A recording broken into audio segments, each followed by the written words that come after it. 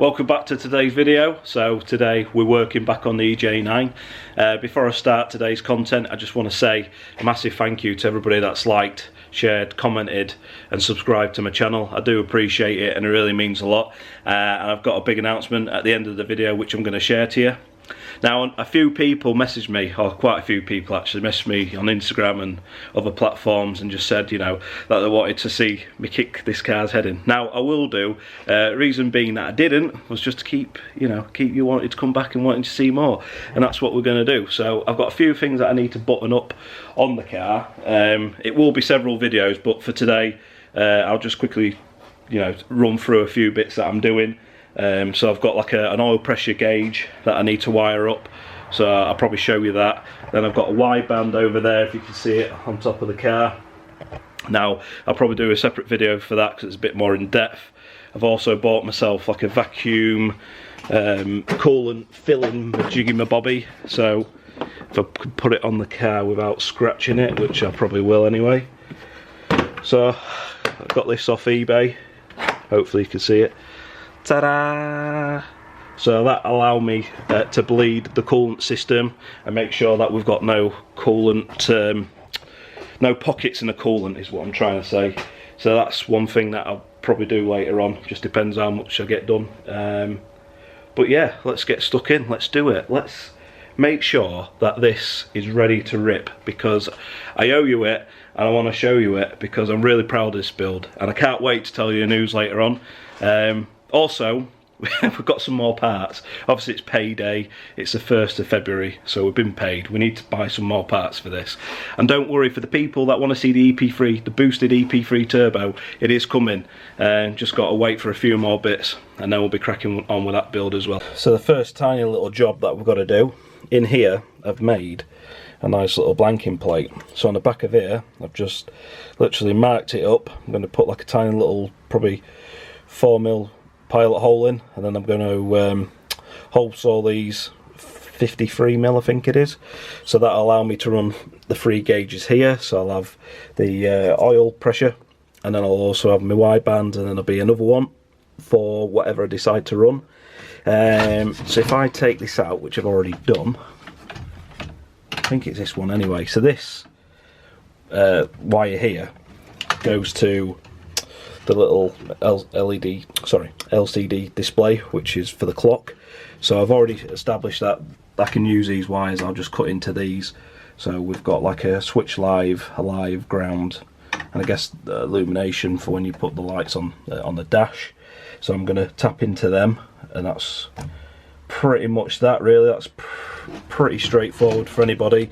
So if you was looking just to remove this and you had all your interior in, there's 2 screws underneath either side, and then you can pop that out. It's a couple of clips at the top, but if you've seen my previous videos, we've ripped out all the heating, the heater core and heater matrix and all the air conditioning, so it's pretty much stripped out. There's my multimeter, which I learned how to use the other day as well, which is pretty good when you're working with wires, I guess. ECU K-Pro there, just sat there nicely. Now we do need to play with this when we come to put the wideband in, but again that's going to be a separate video. And then down here, which you can see, I'm going to tidy all these wires up. Basically, instead of having these Scotch blocks, which I don't think you can see, but I'll show you later on, going to remove them and solder all the wire in, hide and tuck all the wire in, and then we're going to find a place for the ECU as well, just to make sure that that is nice and safe. Because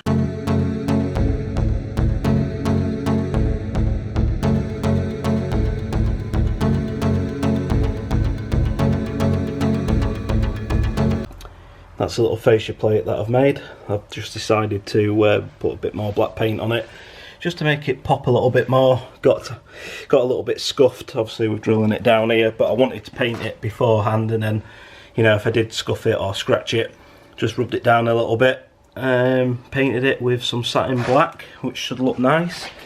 And then if I take you to the car, I'll see if I could show you, but underneath here, because I've removed all the heating core, there's a massive hole here, so I've made a plate and I've just tiger sealed that in place. So I'll let that set. I'll probably get a bit of block of wood just to push it up against it so it don't fall down, and then I'll probably put a couple of screws in there as well just to make sure it holds. I've got some grommets for these holes here, so that should sort that out. So I've kind of worked out what we've got here. So the white, if you can see it, or like a white / grey, that's actually permanent live, and then we've got switch live, which is yellow, and then we've got the illumination light, so when the lights go on that becomes live. So I've just got my trusty multimeter here, and if you're unsure, ask your dad, because he always knows. I suppose this is the moment of truth. Will the oil temp gauge work when I turn the ignition on? And our survey says, yeah, awesome. Really easy, guys, just 3 wires to cut in. But I'm no wiring expert, so please consult your manual. I think that's what proper YouTubers say, innit? And then when we turn it off, ta-ra! Yeah, so fairly easy, like I say. We've got, what do? We wired the red wire for the gauge, that went to the continuous live, which is the white, and then you've got a yellow here which is switch live, so I wired the yellow and the white, twisted them together, put them in. I am going to tidy this up, I just wanted to make sure it worked, and then the black is the earth. And what I probably am going to do as well is with maybe the continuous live, I might put a fuse in there because there'll be 2 or 3 gauges running off it, just to try and keep us safe. And while I was waiting for my little fascia piece to dry, I just put the banner on as well. So I want to thank Gordy for this. Bless him, he helped me out and did a bit of a deal. I think she looks pretty cool. So if you see this at the track, come and say hello. So here we go.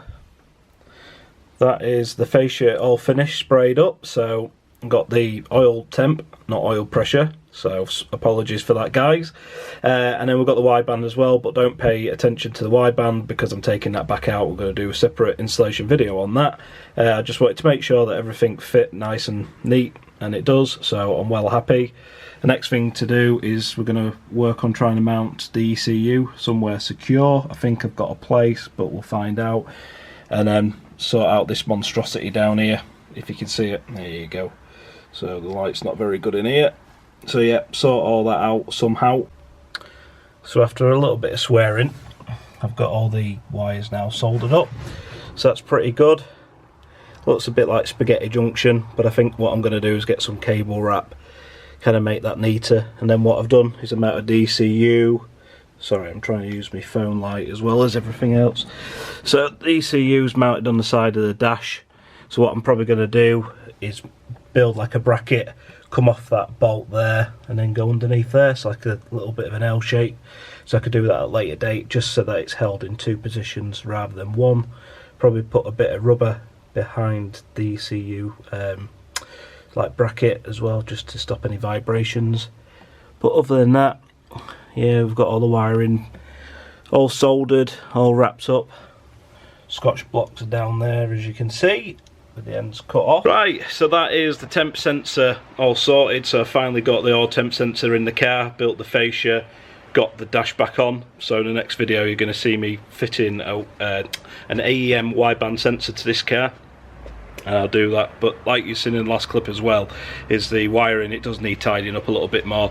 I think if I move the earth to a better location, that'll allow me to tuck the harness further up into the dash, and I think that's probably the best way to do it. Tape it all up as well, make sure that we don't get any chafing or, you know, anything snagging and rubbing through a wire or the wiring. That's pretty much how I'll deal with that. Now, I was planning to get the car out, and I'm really sorry, but today it's absolutely lashing it down, and all the roads leading down here, or the lane, is absolutely lathered in mud because the farmers use it. All the tractors are up and down there on a daily basis. So although this car isn't going to be a garage queen, I still don't want to get it covered in crap. I told you that was some amazing news as well, and I'm proud to announce that Exo Racing, if you can see down there, are now a sponsor of the channel. Yes, so we are now sponsored by Exo Racing. So if you don't know who Exo Racing are, They're basically a Japanese car part specialist. I think they do other cars as well, but mainly the Japanese cars like Hondas, Nissan, that type of thing. What I'll do is I'll put the website, their Instagram, and also YouTube channel down below, so you can check them guys out. Go show them some love. I mean, 70% of the car is built from parts supplied by them, and I'm just really pleased to be working with them. Great set of guys down there. Like I say, they also do like relocation kits for your alternators. That's pretty much all in-house, CNC'd, also 3D scanned as well. So yeah, go and check them out, show them some love, and that is pretty much it for this one. Like I say, over the moon with a sponsorship. Yeah, it's just been inside me. I've been wanting to tell everybody for a while, but I've been trying to film this and I didn't want to spoil it by telling people first. I wanted to make sure that I'd done the car, and then it started raining. But yeah, so I hope you like this one, guys. Bit of a slow one, but the next video, wideband install, so I'll show you how to do that on the K Pro. And yeah, don't forget, give us a like, share the video with your grandma, and subscribe if you're not subscribed, and I'll see you on the next one. Bye!